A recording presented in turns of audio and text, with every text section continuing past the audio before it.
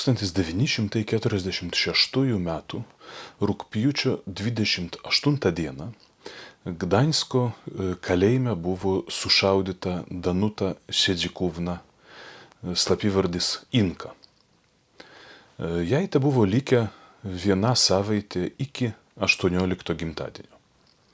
Jos nuteisimas mirties bausmei buvo neteisėtas netgi nežmogiškosios stalinistinės teisės kontekste. Kasgi ji buvo tokia? Danuta Šedžikovna.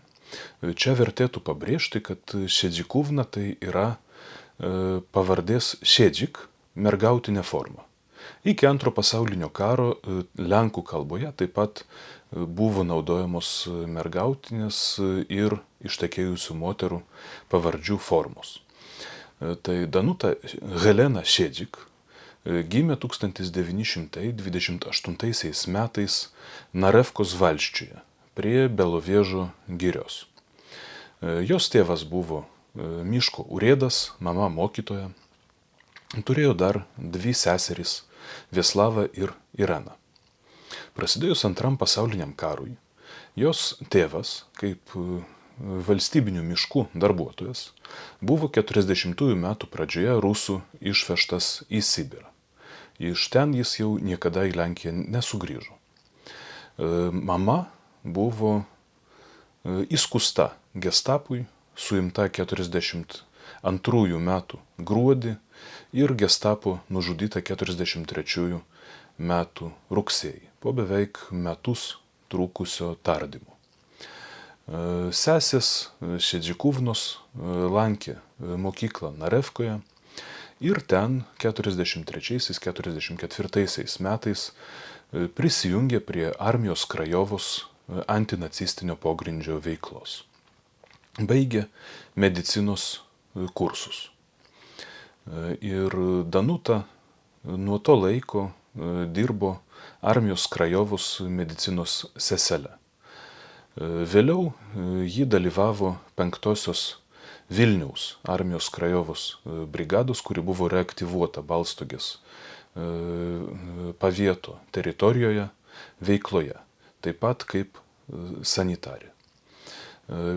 5-ai Vilniaus armijos Krajovos brigadai persikėlus jau vėliau arčiau Gdańsko, nes jos vadovas majoras Zigmund Šandželė Šlupaška norėjo evakuoti savo kareivius į vakarus per Gdańsko uostamiestį, per tą patį, per kurį buvo evakuojami ir kai kurie lietuvių pogrindžio dalyviai.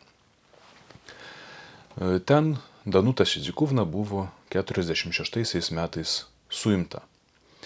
Po ganėtinai trumpai trukusių teismo proceso, bet labai sunkių tardymų ir kankinimų, pas ją buvo atvedamos sovietų armijos ir lenkų kolaborantų karių našlės. Joms buvo sakoma, kad ji asmeniškai žudė jų vyrus arba sūnus, jos ją apspjaudydavo, ten visaip kaip iškoliodavo, muždavo, bet taip pat jos kankinimu užsiminėdavo ir sovietinio bei kolaboracinio saugumo karininkai.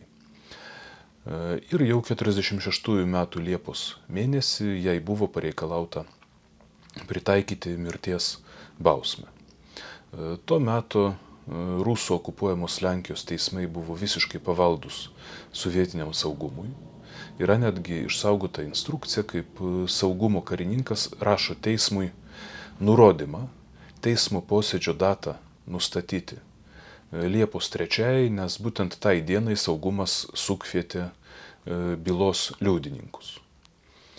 Liudijimai irgi buvo falsifikuoti, juose buvo teigiama, kad 17-metė mergaitė vadovavo armijos Krajovos būriui ir jo veiklai, kad pati šaudė, nors taip pat buvo ir milicininkų liudijimų, kurie teigia, kad po mūšių ji taip pat ir jiems, savo priešams, suteikdavo medicininę pagalbą.